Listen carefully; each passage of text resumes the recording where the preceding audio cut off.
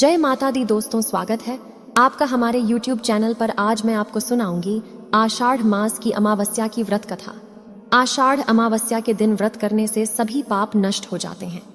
यह व्रत इस लोक में सुख और परलोक में मुक्ति देने वाला है। आषाढ़ अमावस्या से जुड़ी कथा का वर्णन इस प्रकार है। स्वर्ग धाम की नगरी अलकापुरी में कुबेर नाम के एक राजा रहते थे। वे शिव के बहुत बड़े भक्त थे। वह प्रतिदिन भगवान शिव की पूजा करता था।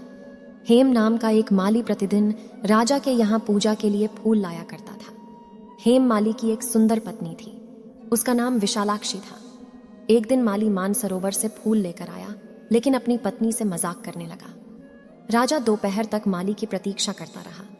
राजा ने अपने सेवकों को आदेश दिया कि माली के न आने का कारण पता करो, क्योंकि वह अभी तक फूल नहीं लाया है।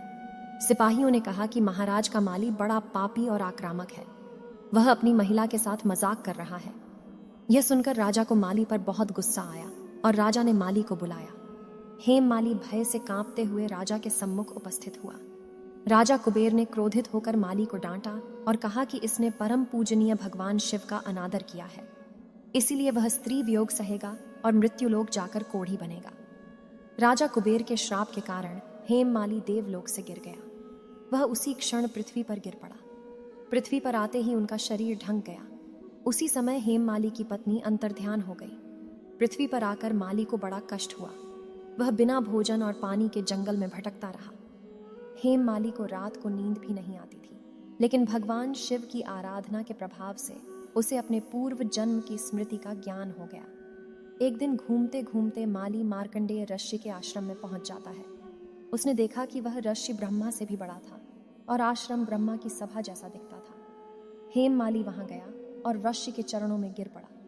यह देखकर ऋषि ने पूछा कि उसने कौन सा पाप किया है जिससे उनकी यह हालत हो गई है।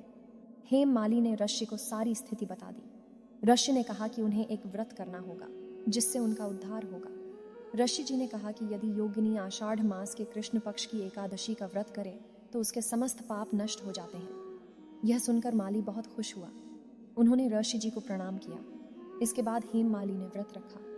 इस व्रत के प्रभाव से माली अपने पुराने रूप में आ गया और अपनी पत्नी के साथ सुखपूर्वक रहने लगा।